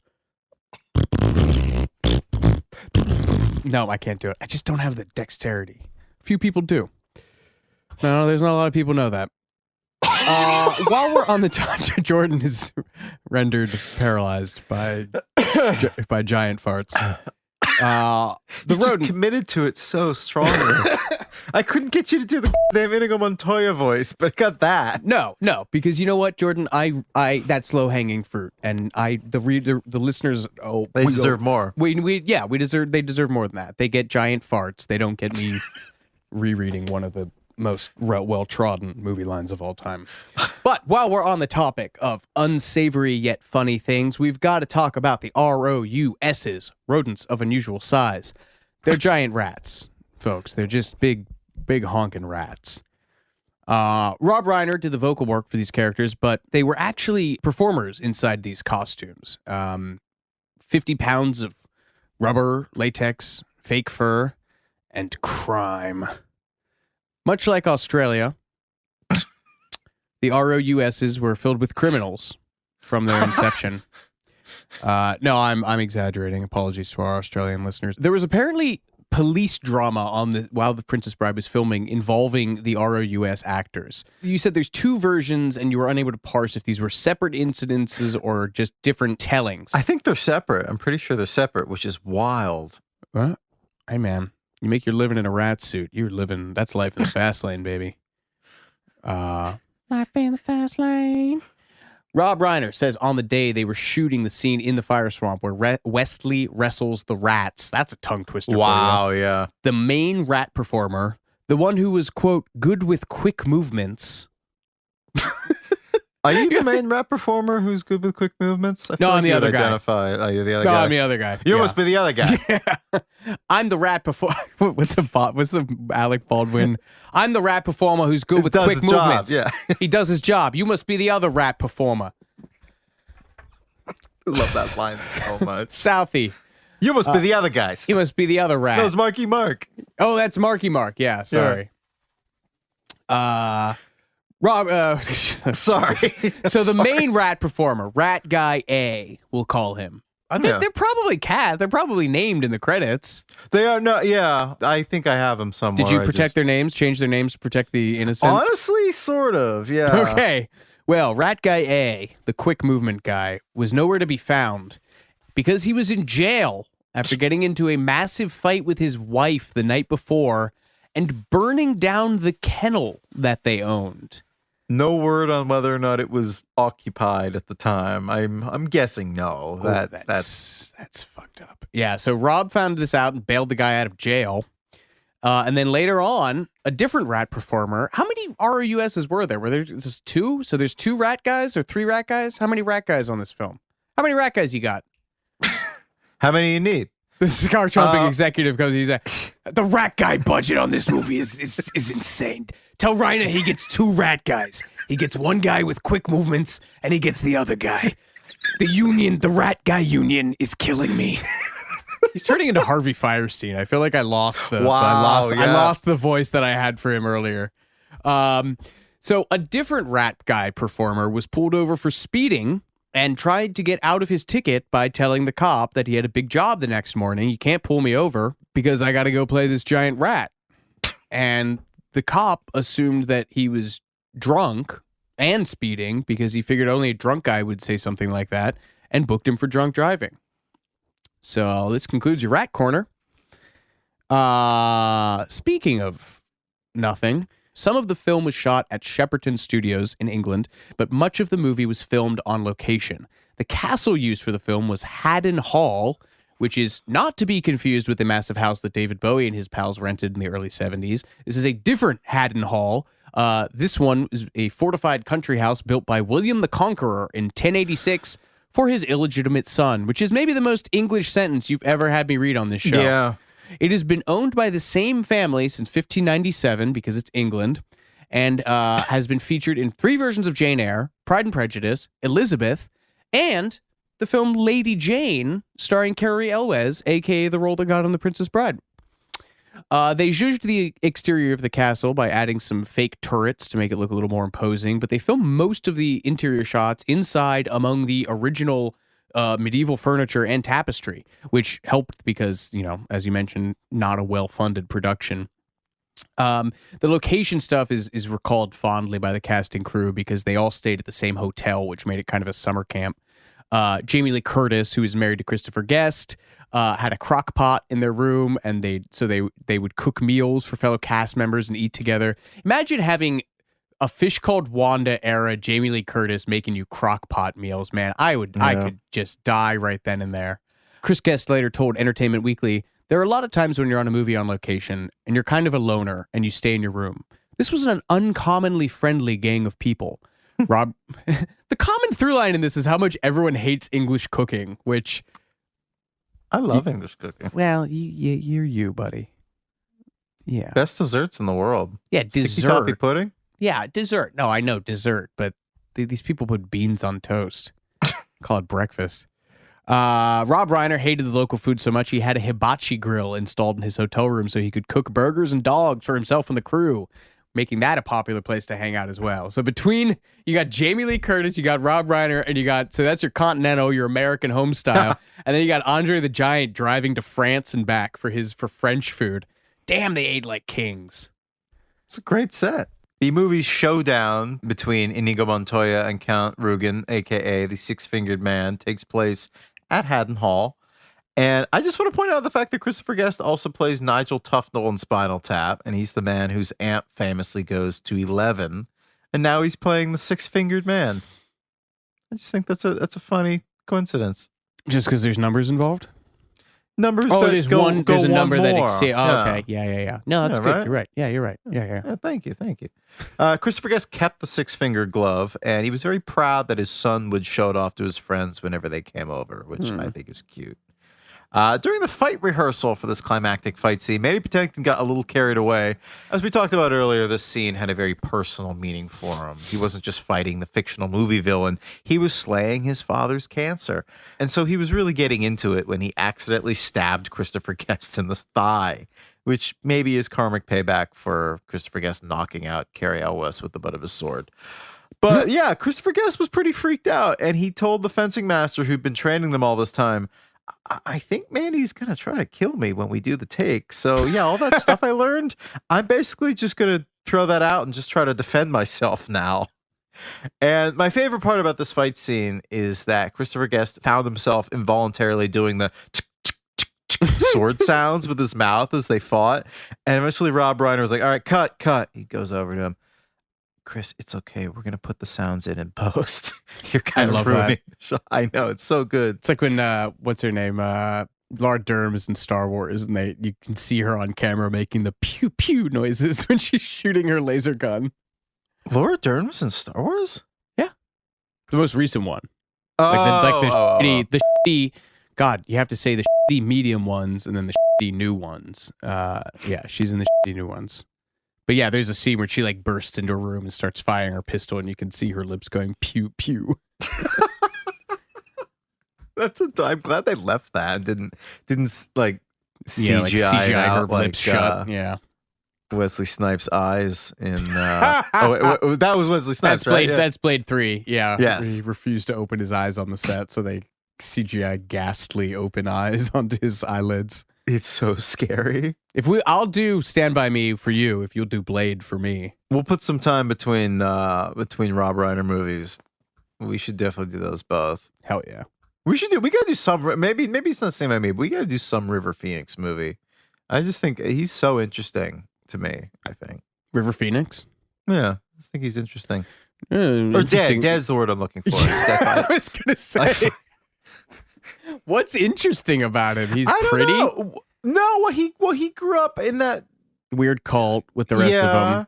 Yeah, and I still think he was an incredibly talented actor, and he also didn't really seem to give a damn about acting that much. Like he really was more into music, which is interesting to me. And I don't know, any kind of unfulfilled potential is interesting to me. Like lost albums that were never finished and things like that are always really interesting to me. And I guess same with actors who, James Dean being probably the most obvious example, people that like could have done so much, and it's interesting and sad too to think about what they could have done and how they could have changed the medium in but James ways. Dean was like a dedicated actor. River Phoenix was just pretty.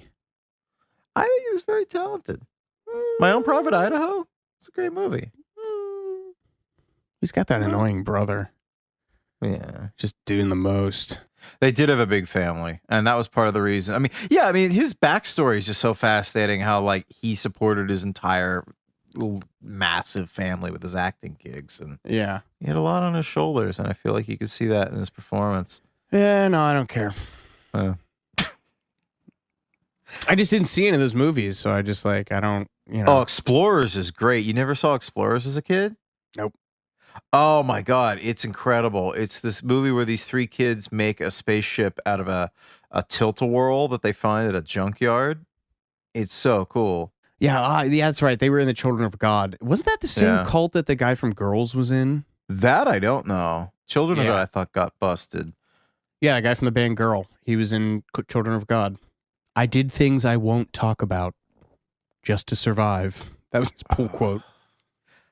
But speaking of things that make me uncomfortable, Count Rugen's death in this movie is actually a lot tamer than it was in the book, where Inigo cuts out the man's heart and then he dies of fright at the sight of it, which is a little too much for PG. But that's a hell of a parting line, though. I want my father back, you son of a bitch. That's a hell of a line delivered from a man who meant it. Mm-hmm. That's a very powerful scene. There's a lost ending to The Princess Bride, which in all honesty is probably for the best. As it stands, the movie ends with Peter Falk's grandfather character finishing the story, and as he gets up to leave, his grandson, who you'll recall didn't really give a damn about the story initially, asks him to come back the next day and read the book to him again. And the grandfather replies with, "As you wish," which in the world of the film is code for "I love you." It's a very simple, touching ending. But originally, Rob Reiner shot a scene where Fred Savage goes to the window after his grandfather leaves, and he sees Inigo, Fezzik, Westley, and Buttercup sitting outside on horses. And they wave and smile at him before riding off into the, I think, literal sunset. But Rob Reiner thought this was just a little too cutesy and dropped the idea, which, again, I think is probably good. Before we finish talking about the production, we have one more Andre the Giant is giving Robin Williams a run for his money as the nicest guy in the world story. On the last day of shooting, the cast stuck around on the set for over 5 hours while every crew member and their families, in some cases, came by and waited in line like children at Disneyland to stand with Andre the Giant and have their photograph taken with him. He had his picture taken with every single person that asked on set that day, even though I'm sure on some level he found it extremely humiliating and resented all the attention. But he did it anyway because it made people happy. He did it for us. Sweet, sweet man. You know who's not a sweet, sweet man? Mark Knopfler of Dire Straits. I don't know. I'm sure he's fine. Hatred of Mark Knopfler. Yeah, it's. I know nothing about him personally. I hate Dire Straits. I think they are my least favorite band. There's something so clinical and cold and soulless about it. I don't like it. I didn't realize this though. The music for The Princess Bride was done by Mark Knopfler. But, you know, despite everything I just said, Mark Knopfler gets points with me because he, like I'm sure all rock stars of a certain age, is a big fan of Spinal Tap. And apparently he semi-jokingly only agreed to take this job if Rob Reiner agreed to put a reference to Spinal Tap in The Princess Bride, which he did. If you look closely at the scene shot in the little boy's bedroom, you can see the USS Orosi OV 4B baseball cap that Rob Reiner wore as Marty DeBurgi in Spinal Tap. Yeah, man. Sure, man. Okay. Okay, man. Yeah. I've seen some reports say that Rob couldn't find the original hat and this one was a replica, but Mark Knopfler apparently appreciated all the effort and did the film. I don't remember anything about the music in this. Isn't it all like, it's kind of like Renaissance guitar. light? Yeah. Yeah, it's like lute. Well, Sting wasn't available? It's not the USS Oral Sea, by the way. It's the USS Coral Sea, which makes... Oh, that was a typo? Oh. If you want to take that again. That soundtrack was... That soundtrack, this song Storybook Love from it got an Academy Award nom. What say you? Princess Bride? Yeah. Best original song. Wow. I have no memory of that song at all. Co-written with Mink DeVille. Who's Mink DeVille? Oh, he's like a very, very weird. He was like a CBGB contemporary, but he was like way more inspired by like Doc Pomus and Dr. John and Alan Toussaint. So he was like had all these like sort of 70s era like punk bands, but he was always playing like essentially like swamp pop. And later on became like a, you know, more of a very traditional like roots rock guy. But Doc Pomus said about him, Mick DeVille knows the truth of a city street and the courage in a ghetto love song. And the harsh reality in his voice and phrasing is yesterday, today, and tomorrow. Timeless in the same way that loneliness, no money, and troubles find each other and never quit for a minute. Damn. I live on the corner of Doc Pomus Memorial Way out in Brooklyn. I guess he lived around the corner from where I live. Huh. Yeah, I guess Mink DeVille had stopped going by Mink. He was going by Willie DeVille. Mink DeVille was the name of the band, and he recorded an album called Miracle in London with Mark Knopfler producing. And Knopfler heard the song, and this is an interview with him from 1996. He said, Knopfler heard Storybook Love and asked if I knew about this movie he was doing. It was a Rob Reiner film about a princess and a prince. Well, strike one. The song was about the same subject matter as the film, so we submitted it to Reiner, and he loved it. About 6 or 7 months later, I was half asleep when the phone rang. It was the Academy of Arts and Sciences with the whole spiel. I hung up on them. They called back, and my wife answered the phone. She came in to tell me that I was nominated for Storybook Love. Before I knew it, I was performing on the award show with Little Richard. It was the year of Dirty Dancing, and they won. So that's the story of your personal enemy, Mark Knopfler, and Willie DeVille writing an Academy Award nominated, or arranging, recording an Academy Award nominated song for Princess Bride soundtrack. Can't believe you're just going to gloss over it. Did not know that. Marketing. I know. I've set you up Segue. 0 times in this episode. I'm sorry. Though the cast and crew of The Princess Bride were well aware that they made something special, the studio was not.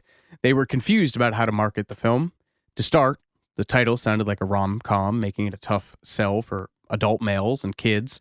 As Reiner later said to hitflix.com, it was hard to categorize, and I think the title also scared people. It sounds like a children's fairy tale or something. When it came time to assemble a poster, the marketing geniuses at Fox went with the image of Peter Falk reading to Fred Savage in bed, which is absolutely the worst possible decision you could make, given that this film is jam-packed with iconic characters and beautiful people. And you go with the Wonder Years kid and one-eyed Willie Peter Falk. Apparently, that poster art was inspired by the 1922 painting Daybreak by Maxfield Parrish, which later served as an influence for Michael Jackson's video You Are Not Alone with then-wife Lisa Marie Presley. The trailer for Princess Bride was apparently so bad it was yanked from theaters almost immediately. Rob Reiner was on the phone constantly with the head of Fox, Barry Diller, furious, saying, "This is terrible. We've got a movie that everybody loves, but we can't get anybody to come." He remembers screaming at him, "Barry, I don't want to have a Wizard of Oz." Because when Wizard of Oz came out, it was a disaster. Nobody liked it, didn't do well. And Barry said to him, "Rob, don't let anybody ever hear you say that. You'd be so happy to have a Wizard of Oz." By which he meant it takes time for oddball movies to develop an audience. And that was pretty much what happened. Princess Bride was not a success when it premiered in 1987. Of all the movies released that year, it ranked 41st in domestic grosses, bringing in just $30.8 million. The number one film that year, Three Men and a Baby, brought in $167.7 million. Wow. Oh, the 80s. That was the power of Steve Guttenberg, though, right? You ever see Short Circuit? No. Oh, that's a great movie. A military robot gets struck by lightning and gains sentience. But does it become whimsical or murderous? Whimsical. Pass. Yeah. As is so often the case with movies of this ilk, Willy Wonka, Hocus Pocus, Donnie Darko, Fight Club, etc., when Princess Bride went on to become a smash in home release. The film has been embraced by several generations as a beloved classic. Probably obvious to anyone whose ears perked up when we started going into this episode. Some of the more unusual facts about this legacy. It is apparently a favorite of the Mormons. Chris Sarandon, who played Prince Humperdinck and, gave Susan Sarandon her stage name in the 60s, told the story of being in Salt Lake City, where he somehow, for some reason, met the Attorney General of Utah, who told Chris Sarandon, "Do you know that in every home in Utah, there's a video, a DVD, and a Blu-ray of The Princess Bride? It's the most popular movie in the state of Utah." Sure, man. Okay, man. Chris Sarandon believes the Mormons love the film because it has good values to it, and it's a message about love. But the power of the Princess Bride transcends Christian sex. It is also a favor of the Pope. Friend of the pod. Cary Elwes once had the opportunity to meet Pope John Paul II, who greeted him by saying, "You are the actor, the one from The Princess and the Bride." Very good film. Very funny. Cary also meant, that guy was Polish, right? We should do a Polish joke in there? Yeah. Cary met Bill Clinton, who claimed to have seen the movie over 100 times and was just tickled. Probably don't use the word tickled when Bill Clinton's in the room. When Cary offered to send an autographed script to Chelsea. And then there was the Iraq War veteran who told Cary that his commanding officer would send the men out on dangerous patrols with, "Have fun storming the castle." And the soldier added, "That did a lot for morale." Is that sarcasm? I am reading it as sarcasm, but it might not have been. That did a lot for morale. This is the best one, though. Once Rob Reiner was approached by an extreme skier who told him, "This movie saved my life." She had been trapped in an avalanche, and to help keep herself awake until she was rescued, she recited the whole movie from memory. But arguably, Reiner's most memorable encounter with a Princess Bride fan occurred outside a New York restaurant. A limo pulled up to the entrance, and a New York crime boss and famous rat, back to the rat corner, John Gotti, stepped out, flanked by half a dozen henchmen. Taking notice of Reiner, Gotti turned to him and said, "You killed my father. Prepare to die." As you may expect, hearing one of the most infamous mobsters in the world saying that to you was jarring. And Reiner didn't get the reference to his own film until Gotti burst out laughing and said, "I love that movie, The Princess Bride. Now I gotta go rat on a bunch of people." I love that John Mulaney bit where he talks about like his mom went to college with Bill Clinton and they like met at some event like decades later and she was like, "Oh, I'm not sure if you remember," like she came up to Bill Clinton afterwards and Bill Clinton goes, "Oh, hey, Eileen." And then Mulaney's punchline is, "Because Bill Clinton never forgets a bitch." I was gonna say I don't know how I would feel about. I wouldn't want Bill Clinton to remember my mom's name. No. Yeah. Okay, good. I'm glad we're in agreement of that. Yeah. Anyway, all right, where the are we? All right, we're almost there. Well, as with most good things, Hollywood has tried to ruin The Princess Bride with a remake, but we were saved from this fate by a fan revolt. Rumors of a possible Princess Bride remake began to spread across the internet in 2010, and the backlash was so extreme that the remake rumblings immediately ceased. That's great, honestly. I know, right? Yeah. Oh, yeah. That gives me such hope. This project, it was never formally announced, so there's a possibility that it was just purely a rumor, but I kind of get the sense that the producer was testing the waters and then got scared off when he saw how pissed fans were about any discussion of remaking it. Honestly, I wish that would happen more often. I don't think it will. They can't forestall it forever. I mean, in this age, it's probably inevitable that we're going to get to it. I keep hearing that The Rock has his big, meaty eyes set on Big Trouble in Little China. Second, I'd say half a notch down from unnecessary remake are mostly unnecessary Broadway musical adaptations, and it looks like we're going to get one that we didn't ask for The Princess Bride. In the spring of 2019, Disney assigned Bob Martin and Rick Elsey to adapt the book for a Broadway musical with a proposed score by David Yazbek, and these plans were obviously delayed in the wake of the pandemic. But in May 2020, the president of Disney Theatrical Productions said in a memo to his staff that they were still in the midst of developing it. Weirdly, an abridged version of The Princess Bride, a musical version, had been performed by the Royal Shakespeare Company in 2001. But at the moment, I've been unable to find an update on that. Although the last time we said something like that was for Mean Girls, like a day or two after we published the episode, they made a big announcement about the Mean Girls musical. So Google it, folks. Yeah, they really f***ed us on that one. I know.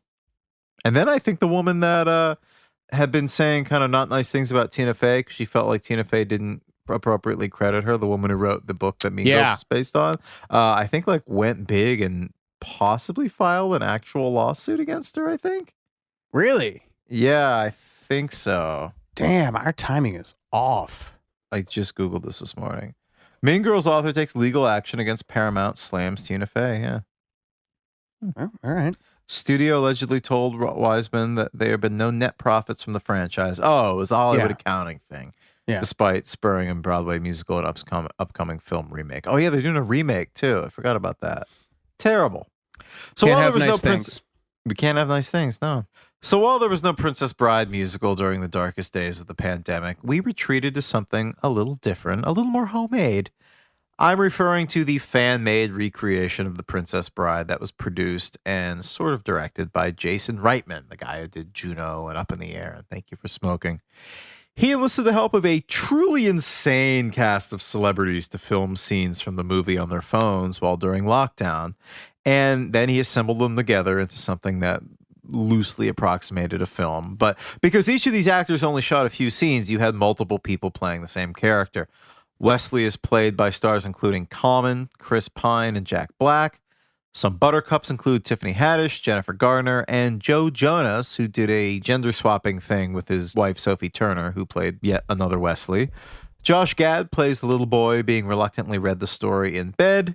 Hugh Jackman plays the villainous Prince Humperdinck, wearing a dim sum steamer as his crown. And due to the pandemic, screen kisses were limited to real-life couples who lived together, which I thought was cute. Crowd scenes were fleshed out with Lego characters, and one of the rodents of unusual size was played by a pet corgi. Venezia the Sicilian had the corgi been arrested the night before for arson for burning down its own kennel. Vizzini the Sicilian was played both by Patton Oswalt, who I can imagine being very good in that, and Rainn Wilson. Pedro Pascal and Keegan-Michael Key both take turns as Inigo Montoya. Jason Segel does Andre the Giant. And there are also appearances by Angie Serkis, Elijah Wood, Beanie Feldstein, Taika Waititi, David Spade, John Hamm, Stephen Merchant, Mackenzie Davis, Nicholas Braun, Don Johnson, Ari Gaynor, Thomas Ledden, Zoe Deutsch, and many, many, many more. And this homemade Princess Bride was distributed on the short-form content platform Quibi, the brainchild of enemy of the pod, Jeffrey Katzenberg. I need to talk about Jeffrey Katzenberg for a minute. So, folks, I want to tell you a story. This has just happened to me the other day. It's fresh in my mind. I was out of town for a week or so, and unfortunately, I was out of town when my dear friend Alex Heigl was in New York City.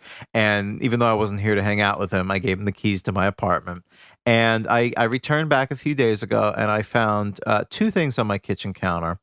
One, Heigl left me the best gift I could possibly receive. It was a framed 8x10 autographed glossy of my beloved Michael Caine, which is now hanging on my front door. Do you ever figure out what film it was from? No, I actually asked a friend who's a film archivist and see if he knows. Wow. Harry Eskin, if you're listening, please let us know. We're wondering. So that's one.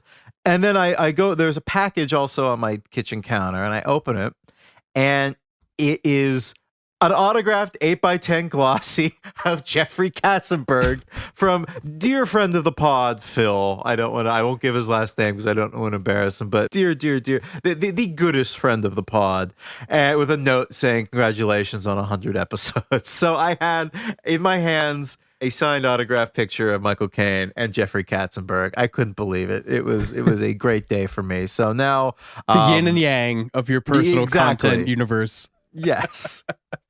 So Jeffrey Katzenberg, I got to find a good spot for that. I really should just put it on the other side of my door to deter robbers. Visitors. Yeah, exactly. Anyway, Jeffrey Katzenberg, still enemy of the pod, despite my tremendous gift. Phil, if you're listening, I know you're listening. You're one of the biggest fans of this show. This is not over. We will, I will respond in kind soon.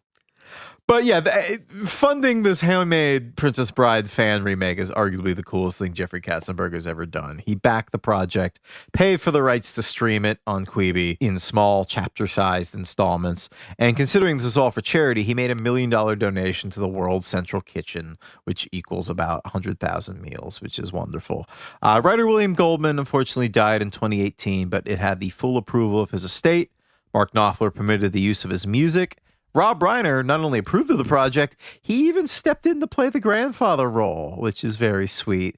And it also features the final performance of Carl Reiner, Rob's dad, who plays Rob's grandfather in this movie. It's in the very last scene. It's the very last thing he ever shot, just I think days before he died. And the film is dedicated to his memory.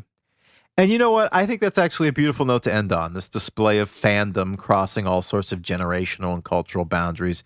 People coming together during an exceedingly dark time to celebrate this jubilant movie. And all that time and effort and passion, I think that says more about the true legacy of The Princess Bride than any pithy comment that I could ever make. The love that people have for this movie is truly inconceivable. Does that not work? Because that's actually an appropriate use of that word? No, I think that's good. Okay, good. Yeah, I think you got it. Well, folks, thank you for scaling the cliffs of insanity with us. Of our own making. That's so much better than mine.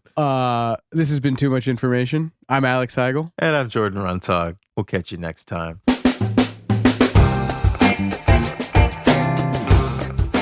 Too Much Information was a production of iHeartRadio. The show's executive producers are Noel Brown and Jordan Runtagh. The show's supervising producer is Michael Alder June. The show was researched, written, and hosted by Jordan Runtagh and Alex Heigl, with original music by Seth Applebaum and the Ghost Funk Orchestra.